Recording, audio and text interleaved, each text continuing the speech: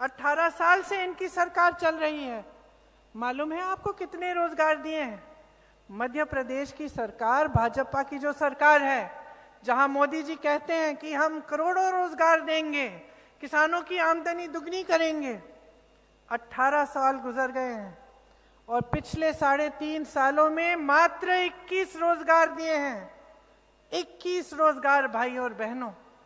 और अगर कांग्रेस के प्रदेशों से तुलना करें तो आपको पता चलता है कि कांग्रेस की जो सरकारें हैं कितना और अगर कांग्रेस के प्रदेशों से तुलना करें तो आपको पता चलता है कि कांग्रेस की जो सरकारें हैं कितना अच्छा काम कर रही हैं।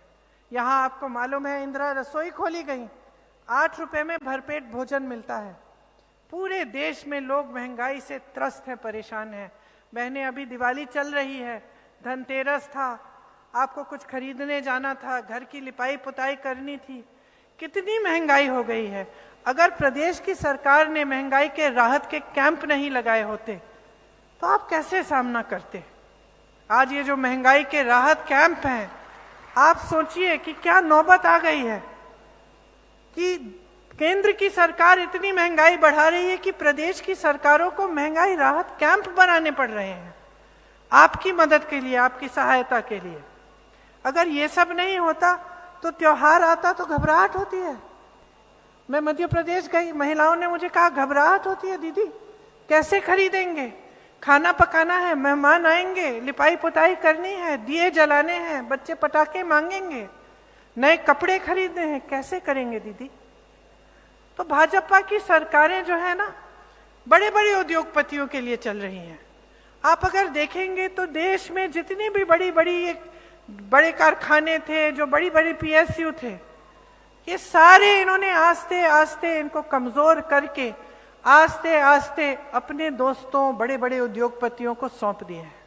यहाँ से रोजगार मिलते थे, अच्छी नौकरियां मिलती थी। आज स्थिति यह है कि सब प्राइवेट में ही नौकरियां ढूंढ रहे हैं, भटक रहे हैं। तो जहां से रोजगार मिल सकता था उनको भी कमजोर कर दिया है। यहाँ जब मैंने ग्राम स्वराज की बात की तो जो कांग्रेस की सरकारें हैं वो ग्रामीण रोजगार बनाने में मजबूत हैं। वो चाहते हैं कि आपको गांव में ही रोजगार मिले, तो किसी ना किसी तरह से गांव की जो अर्थव्यवस्था है उसको मजबूत करना, ये हमारा काम रहा है। यहाँ पे कांग्रेस ने बांसवाड़ा को संभाग बनाया और सलूम्बर को जिला घोषित किया। बेणेश्वर धाम के बारे में मैंने बात की, करोड़ों की योजना और हाई लेवल ब्रिज बनाया। डूंगरपुर में 1000 करोड़ रुपए से अधिक के सड़कों का काम हुआ है। आप कहीं भी चले जाए मध्य प्रदेश में, पूछिए कोई ऐसा जिला इलाका है जहां इतना खर्चा है भाजपा ने सड़कों को बनाने में? वहां घोटाले पे घोटाले हैं बहनों और भाइयों, 250 से ज्यादा तो घोटाले हैं। हर घोटाले में हजारों करोड़ रुपए जनता से लूटे हैं।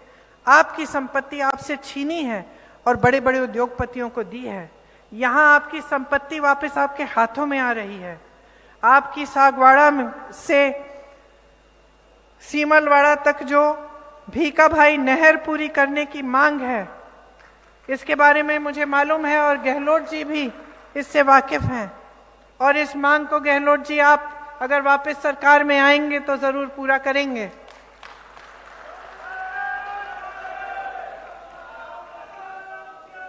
आज पूरे देश में किसान परेशान है। आपने खुद देखा कुछ 1.5 साल पहले जब किसान आंदोलन कर रहे थे, लाखों किसान दिल्ली में थे। आपको याद होगा सर्दी का मौसम था, आपको याद होगा कि उस समय सैकड़ों किसान शहीद भी हुए। एक मंत्री के बेटे ने 6 किसानों को यूपी में अपनी जीप के नीचे पीस दिया। फिर भी हमारे प्रधानमंत्री अपने घर से निकल के उनसे बात करने तक नहीं आए, फिर भी उनकी समस्याओं के लिए सुनने के लिए कोई नहीं आया। महीनों के लिए बैठे रहे, पानी नहीं था, बिजली नहीं थी, बैठे रहे महीनों के लिए, अपनी खेती को छोड़ के बैठे रहे अपने लिए आंदोलन करने के लिए। किसी ने उनको पूछा नहीं। जैसे जैसे चुनाव आ रहा था बहनों और भाइयों, अचानक वो कानून वापस ले लिए। क्योंकि इस सरकार का ध्यान सिर्फ चुनाव पे रहता है। आज किसान जूझ रहा है, महंगाई इतनी है, जीएसटी जो केंद्र द्वारा लगाई हुई टैक्स है हर चीज पे है, उसके ऊपर से पेट्रोल डीजल कितना महंगा है, ट्रैक्टर पर भी जीएसटी है। तो ये सब जब महंगाई इतनी है और मुश्किलें भरी हुई हैं तो देश का किसान क्या करे। यहाँ पर हमारी सरकार ने सोचा कि जब इतनी परेशानियां हैं तो अगर हम कर्ज माफ कर लें तो कम से कम कुछ राहत मिल जाएगी। ये सिर्फ कांग्रेस के प्रदेशों में ये काम हो रहा है और यहाँ राजस्थान में लाखों किसानों को 14,000 करोड़ तक उनका कर्ज माफ किया गया है। आपने कहा गहलोत जी कि जब लंपी महामारी आई थी तो सबसे ज्यादा मुआवजा भी यहाँ दिया आपने। ये सारे जो अच्छे काम हैं बहनों और भाइयों, ये भाजपा बंद कर देगी। याद रखिए, ना ओपीएस आपको पुराना पेंशन स्कीम मिलेगा, ना आपको ये राहत मिलेगी, ना आपके कर्ज माफ होंगे, ना आपकी बिजली के बिल कम किए जाएंगे, ना ये जो सारी जो आपको ये जो निःशुल्क स्वास्थ्य की सुविधाएं मिलती हैं। मालूम है मध्य प्रदेश में स्वास्थ्य की अगर सुविधा चाहिए तो सिर्फ प्राइवेट में जा सकते हैं, क्योंकि जो सरकारी व्यवस्था है वो तकरीबन ठप हो गई है। यहाँ पे आपको बहुत सुविधा मिलती है। यहाँ पिछली बार मैं आई थी तो मैं किसी से मिली थी जिनका जो हार्ट की सर्जरी है वो सरकार ने कराई और उनको 1 पैसा नहीं देना पड़ा। तो देखिए, लंबी बातें कर सकती हूँ, लेकिन मोटी मोटी बात यह है कि आपको पहचानना पड़ेगा कि आपकी भलाई के लिए कौन काम करता है। इसके लिए जागरूकता की जरूरत है। आपको जागरूक बनना पड़ेगा और आपको खुद तय करना पड़ेगा कि आपके लिए आपको कैसी सरकार चाहिए। 5 सालों के लिए आपको ऐसी सरकार चाहिए जो आपको राहत दे, जो स्वास्थ्य सुविधाएं, शिक्षा की सुविधाएं, नौजवानों के लिए रोजगार और इन सबको मजबूत करे, या फिर आपको ऐसी सरकार चाहिए जो आपके जज्बातों से खेले, धर्म का नाम ले, जाति का नाम ले, लेकिन आपके लिए कुछ काम करके नहीं दिखाए। ये एक बहुत बड़ा निर्णय है जो आप कुछ दिनों में लेने जा रहे हैं।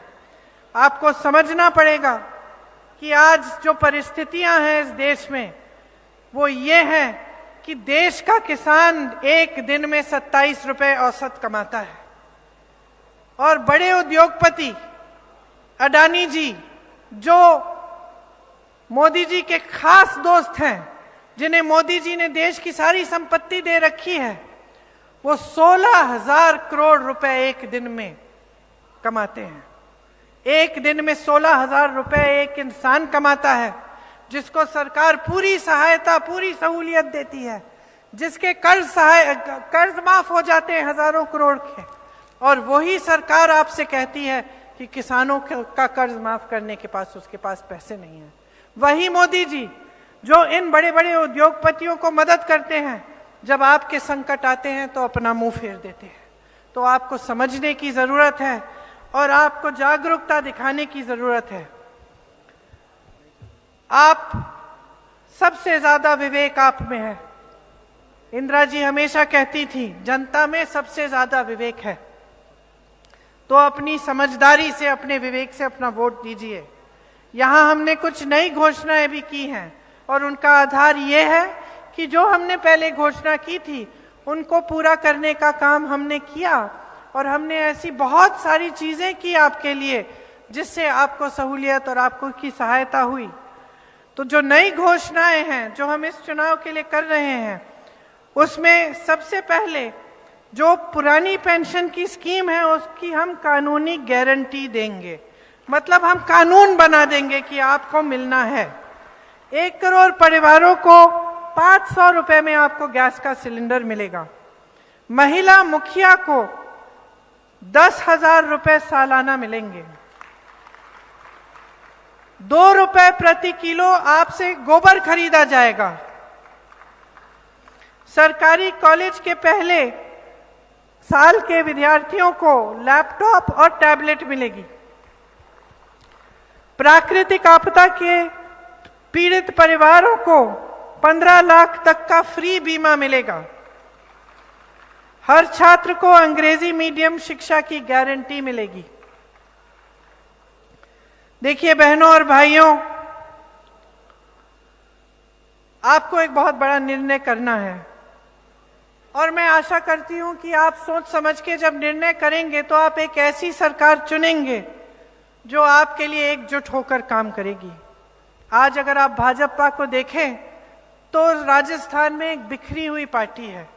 उनसे पूछिए उनके सीएम का चेहरा कौन है, इसका भी जवाब नहीं दे सकते।